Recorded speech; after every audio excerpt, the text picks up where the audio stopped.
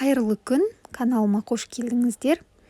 Бүгін сіздермен осындай бауырдан керемет бір дәмді болып шығатын пирог жасайтын боламыз. Егер рецептім ұнаса, қолдап, каналыма жазылып, комментарий қалдырып, лайк басуды ұмытпаңыздар.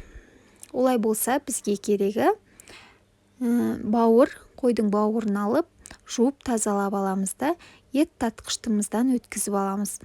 Егер ет тартқыш болмаған жағдайда блендердің көмегімен езіп алсаңыздар тіпті жақсы. Блендермен бір келкі сұйық масса болып шығады. Ал ет тартқыштан өткізсеңіздер осындай қою болып тұрады. Үстіне тұзымызды, 2 жұмыртқамызды және сүтімізді құйып араластырып аламыз. Дәмдеуіштерге қызыл бұрыш, қара бұрыш қоссаңыздар болады. Менде қызыл бұрыш қана болып қалды. Негізі бауырдың дәмін келтіретін ол қара бұрыш. Сондықтан дәм татуларыңызға қарай қара бұрышты қосып жіберсеңіздер болады. Міне осындай масса болғаннан кейін біз ұнымызды електен өткізіп алып, 5-6 шай қасық ұнымызды қосып жіберетін боламыз. Оны да жақсылап араластырып алып, бір келкі массаға келтіріп аламыз.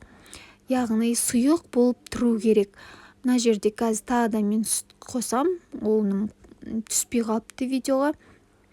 Кәдімгі блинчиктің массасы сияқты сұйық болып тұру керек. Одан кейін отқа тапамызды қыздырып, астына май жағамыз. Егер тапаларыңыз жабысып қалатын болса, әр пісірген сайын майды жағып отқандарыңыз дұрыс болады. Міне осылай тесік-тесік болып тура блинчик сияқты болып пісіп шығады.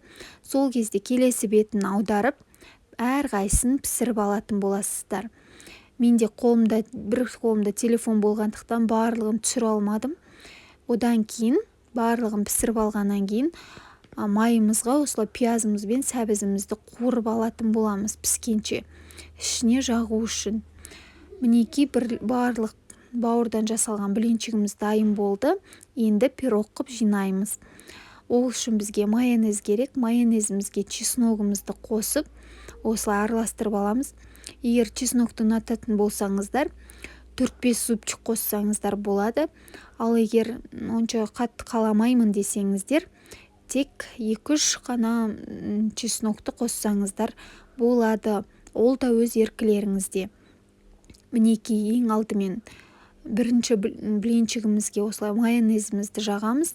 Одан кейін екінші блинчигімізді қойып, үстіне сәбізіміз бен пиязымызды салмасын осылай салып отырамыз. Кезек-кезек чередовать етіп салып отырамыз. Сол кезде өте дәмді шығатын болады. Бір-бірімен үйлесіп шығады.